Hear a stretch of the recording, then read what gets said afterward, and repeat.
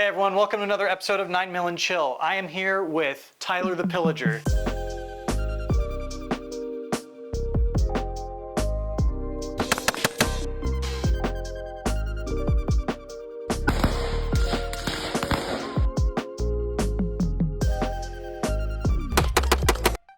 Why don't we start at the beginning though? Where are you from? I'm originally from the Midwest. I grew up in Illinois. Lived there my entire life. I joined the military at 17. I'm still in. I'm 30 years old. I've been everywhere from here, Colorado, Texas, and Illinois, as far as like where my duty stations were. I've been in Colorado since 2018. You mentioned you went in at 17. What branch are you in? I'm in the Air Force. I'm in a subcomponent of the Air Force. I'm in the Air National Guard. I've been in the Guard my entire career. I've served in a full-time capacity my entire 13 years in so far. I'm in security forces in the Air Force, which is very similar to military police or Master of Arms on the Navy side. But the only thing that we really do differently is like nuclear security. So I've done everything from like convoys, combat arms, which is like gunsmithing. I've worked anti-terrorism. I've been in charge of training for an entire unit. And currently now I see flight operations. So I'm a flight chief for a 24-hour operation where I'm currently stationed at. What was it about the military that drew you in even at that young age? You know, I had a couple of grandparents that served back in the Army Air Corps days before it merged into the Air Force. That's what was a huge driving factor, really just like carrying that torch. I looked up a lot to my grandparents and really just wanted to continue that tradition of serving in the military. That's cool. I wanted to do the same thing and make my grandparents proud, but the problem is my grandfather was in the mob.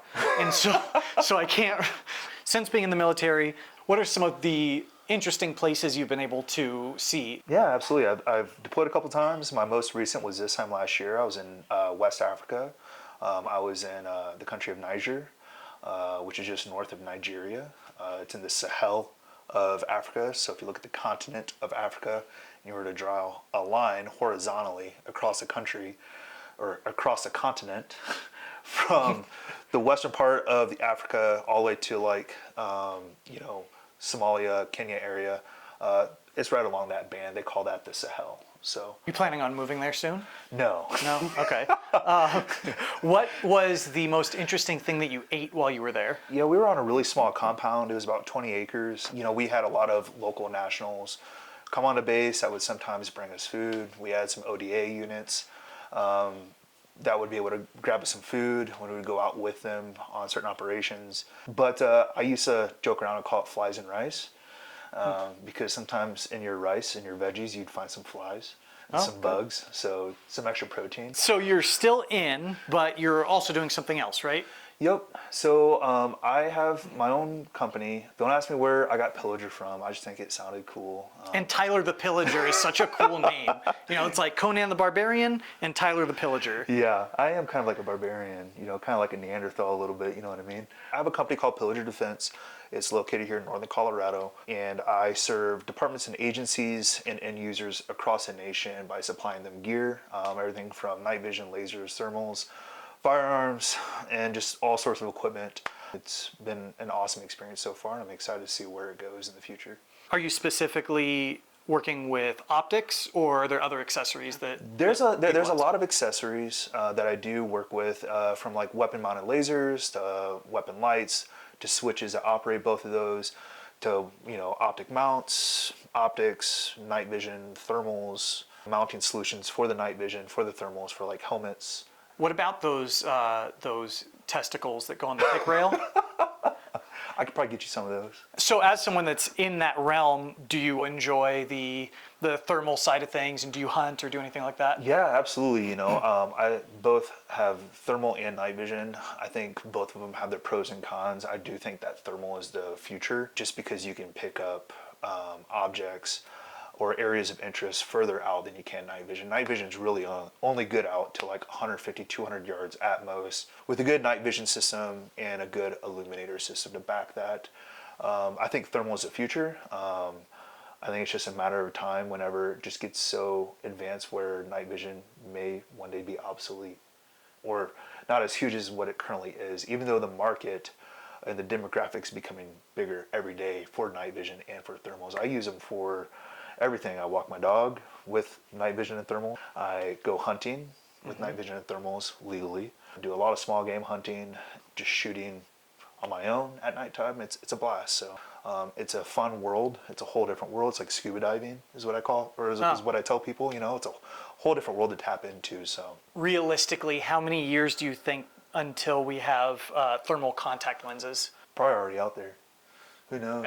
You're probably Probably right. some secret squirrel stuff. There's so much insane technology that's already out there that we're not even privy to. I mean, AI has been around for years, Yeah. and it's just now surfacing within like the last 24 to 36 months. And I'm still not going to pay for Grammarly. Our friend Bronson, you had a question before we started rolling. In an alternate universe, maybe 1 or 2 steps over, if you didn't join the military, what would you have done? You know, I don't know. I would have probably went to school, probably community college. I don't know. Probably had a really boring life. I think I would have eventually been like law enforcement. Eventually, that's something I had interest of while being in high school. When you first realized you had an interest in law enforcement, was that because you really like uniforms or you really like glazed streets? Both. Both. I have to say, I do love me some donuts. I actually bought one at the gas station on the way here. It was the worst donut I've ever had. But you keep going back to I that. know. All right, so we were talking about Pillager Defense. I understand that you have a pretty big event coming up. You want to talk about that? Pillager Defense and ModTech is collabing on an event with several other industry partners on October 19th. It's going to be here in Elizabeth, Colorado. It's going to be from 3 p.m. to really whenever we feel like being done. It's going to have a daytime iteration to a nighttime iteration. It is going to be close to the military, law enforcement, and federal agency demographic. This is going to be an opportunity for those partners to come out and test some products at no cost, whether it be weapon systems, optics, thermals, night vision, lasers, and other chassis systems. We're going to have a lot of cool partners out there like 2 Vets, Thunder Beast Arms, Photonis Defense. We're going to have reps from Steiner, from Burris there, G9, Ammo, and several others. So yeah, we're really excited. And there will be food. And there will be food. There will be food. Food is the most important thing, obviously. Absolutely. And also, there's going to be, some of those companies are going to be giving away some products too. It's going to be a hell of a time. An awesome networking event nonetheless. We were talking off camera earlier, and this month, September, is Mental Health and Suicide Awareness Month. We were talking about that a little bit before. Is there anything that you'd like to talk about? Yeah, sure. There's a lot of nonprofit organizations that are out there.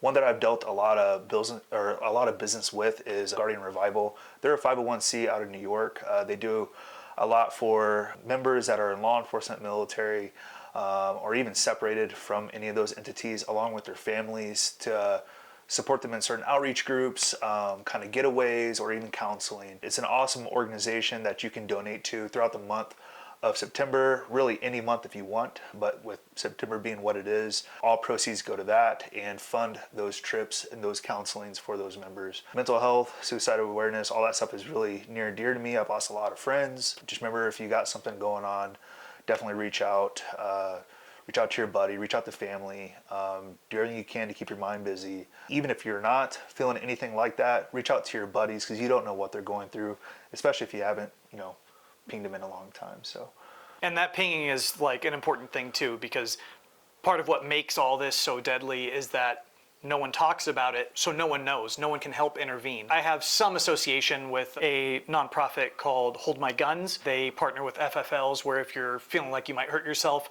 it's a non-governmental voluntary surrendering of your firearms till you're ready, and you can pick them back up. Also, I don't know if you know Michael Sedini. He is head of Walk the Talk America. They're working on getting a list of firearm-friendly mental health professionals, so you can go in there, and if your way of blowing off steam is going shooting, you don't have to worry about getting reported or anything like that. So Absolutely. I like seeing this growth of support in this topic within our industry. yeah, absolutely. There's so many of us that where our hobby and our niche is firearms, right? And if you were to take that away from some people, they'd be like, well, you just took my favorite hobby away. The way that I release steam, going to the range, shooting in competitions, or building weapon systems, you just took that from me, and now what's my purpose? So I think that's really something that is important that we look into, and we weigh those options and be like, hey, what are some other avenues that we can go about to help nurse and help this person out? Yeah, because we're here to help people, not take away their rights. Absolutely. So I recently found out that 1911 was obviously made in 1911, right?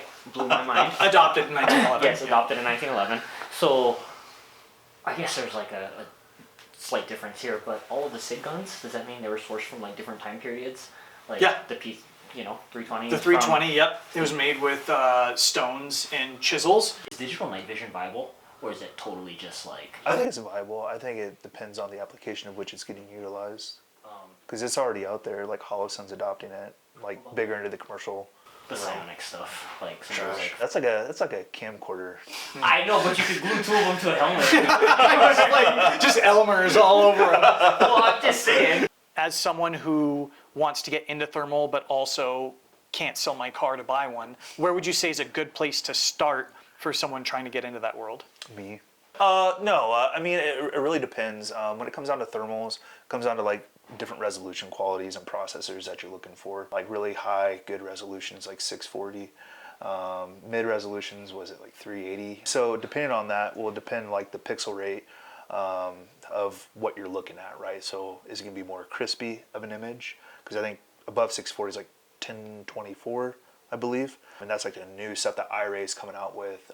When it comes to like brands and stuff like that, iRay is leaps and bounds and years ahead of like Pulsar, AGN, ATN. It just really depends, and really what your budget is. I mean, you can get into a nice iRay unit for about $3K, which is a lot of money. I get it. But relatively speaking, It's not though. like 5 years ago, what would that unit have cost? Oh, probably around 5 to 6. I believe iRay is coming out with a new handheld that's going to replace the RH25 this year at SHOT Show. So that's why you see a huge price cut on the RH25s right now. If you guys ever want anything, thermals like that, I try to give the lowest competitive prices compared to anybody else. So you want to talk about combat applications? Yeah, specifically with thermals and like your setup there. We'll both put on our combat headgear. And I just wanted to verify, so if you guys had to go overseas, that's relatively what you would go with, right? Like bug hat. If I'm going to Africa, definitely this. Yes, you definitely want that. Have you seen anybody mount a like beer holder to a ballistic helmet? Does that happen overseas? No, because everywhere I've been, you can't drink. Well, you can. You just gotta smuggle it in. That's why everyone is so crabby all over the world. They Yeah. can't drink. They Yep. can't look at sexy women. Nothing. See those ankles, and that's about it. Yeah. No bueno. Favorite MRE flavor? Dude, since I'm in the Air Force, we don't eat a lot of those, man. They got cafeterias. Dude, we got Wi-Fi. And Yeah. That's why they call it the chair Dude. force, man. That's right. If you were a young man coming up in today's day and age, would you have considered the Space Force? If you want to be in tech, and well, I guess IT is tech, yes, because that's gonna be the biggest conduit to get into like the private sector and get a really good paying job once you're out. And then get laid off randomly like everyone else in tech right now. Yes. Yeah, that's right. You have such a great package that you can just like take a fucking. Whoa, whoa, whoa. I already have a great package, sir. Love your hat. Appreciate it. Yeah, why don't you tell us about this Yeah. hat? Yeah, so this is my new and improved hat that I have. It is a ballistic helmet. This current setup is really heavy, probably weighs like 7.5 pounds. On my head, you see a couple things. I got a Streamlight Sidewinder light. There's my light. I don't know if it's still on or not. But it's, I have a light to be able to illume directly in front of me, to be able to read under night vision, red, green, blue, or a white light, or there's also an IR function. Then I have like an SNS precision little Mohawk light here that strobes green and strobes IR, just so that other individuals within my team can also like see, hey, that's a friendly up ahead. You can also sync them to your team, so you guys can program sync them so that you guys are all blinking like all at the same time. Even like your simple Avata DJI drones can do that too, so you don't need to be in the government to be able to have that capability. I got my Peltours, and then obviously in front of me I have my G24, my Wilcox mount, paired with a Noise Fighters Pano Bridge, with the Photonis Defense Viper Mono Echo, which is a White Phos night vision binocular, paired with an RH25. Wait, dude, did I just do that completely backwards? RH25 monocular, Photonis Defense Viper Mono Echo here. In a combat application, you could use them in many different facets. With this RH25, I can pick up objects about 1,000 yards away. under this. It's a 640 resolution, so things are pretty darn clear. It also has a capability of being mounted onto a weapon system as well. And then with my night vision device, with the solid illuminator, I can only see out about 150, 200 yards. Where I have experience with this is being just deployed and trying to pick up intelligence of positions of certain adversaries downrange, where I notice that like near peer threats, which a near peer threat is a near peer, somebody that's identical that has the capabilities that you have the same capabilities, as far as just because you have night vision doesn't mean that they don't have night vision, right? So when I was deployed last year, we were able to see that certain positions had that we were doing surveillance on, they had capabilities of having night vision because they were using IR chem sticks, and we were able to pick that up on night vision, which is something that you can't see with the naked eye. So we were able to point that out, deliver that intel up and whatnot. And we noticed that because they were within about 150, 200 yards of us. And then obviously with thermal capabilities, we were able to scan larger scopes of the battle space, picking up enemy positions further away out to 1,000 to 1,500 yards, depending on the thermal capability that you do have. You see footage and dudes that are currently serving in Ukraine at this time. This is a very common setup that you'll see them running in trenches. They'll have a thermal on one eye, and they'll have night vision on the other, just because they can pick up and PID certain things further away with a thermal than they can under night vision. And also depending on the ambient light at nighttime, sometimes night vision doesn't function the way that it should, where it really doesn't matter if it's super cloudy or you can see every star in the sky, a thermal is going to work. So under thermal, how many wieners have you identified? A lot, dude. Yeah. Just because, Right through them all. yeah, a lot. Just because there's so many different types of thermal capabilities when it comes to searching persons, searching vehicles. Things just show up, dude. Have you ever been playing find the bad guy and you have a lineup of people and you can't tell, and then a sexy goat walks by and one of them starts to warm up and you're like, that's the one? No, we'd always guess how many people are hanging left and hanging right, over unders, So Yeah. So this is currently my battle rifle that I have. If I were a rogue person and I felt like I wanted to go fight somewhere, this would be the rifle that I would bring. This American Defense Manufacturing mount right here, what you see is what attaches my RH-25 to my weapon system. I would go ahead and take my thermal off. There it is. So on my RH-25, I got a little pigtail, dovetail attachment here. I would go ahead and goes on just like so, stays on. It goes in lieu of my daytime optic. I can also use it as a proprietary optic, but for my domestic application here that I utilize it here in the United States, I do a lot of hunting, which is another reason why I have this set up. One, you can't see cactus through thermal, so I can see it really good through night vision. So I use my night vision to really help me navigate, and then I use my thermal to help me PID small game. With my D-ball that I run here on the front, obviously my D-ball is for my night vision, and then if I'm hunting with buddies that also have night vision, which is pretty common, I can point out certain areas with laser instead of talking verbally and communicating and giving away our position. So, but yeah, so this is the way that a lot of people are using it all throughout the world, especially in conflict currently right now. I've gotten feedback from some dudes that are currently around the world fighting, and they've used this similar setup in current applications and they were proven successful with it. So I'm like, hey, if it's successful for them, it can be successful for me in the application that I want to use it in. Ukraine is I think the first real world example that we've had of a similar force combating a similar force. Yeah. If we're not hunting and it's just a domestic preparedness situation, do you see a place for lasers? This weapon system that I built and I developed is what I like to call a Frankenstein Mark 12, right? So I don't have a single gun that doesn't have dual purpose. So if I wanted to go smack four-legged creatures at midnight, right, where they can't see me, this is what I'm using. If things were to go sideways here in America, and I needed something to defend my family and my friends and my assets, this would be also the same tool that I would utilize. just because I am so familiar with it. I know my holds on my optic. I know the capabilities and limitations of this weapon system. There's a lot of people that are out there like currently like fighting in trenches that like are only running a monocular device, which is a single device, right? One, because they don't have the pockets to buy dual tube night vision.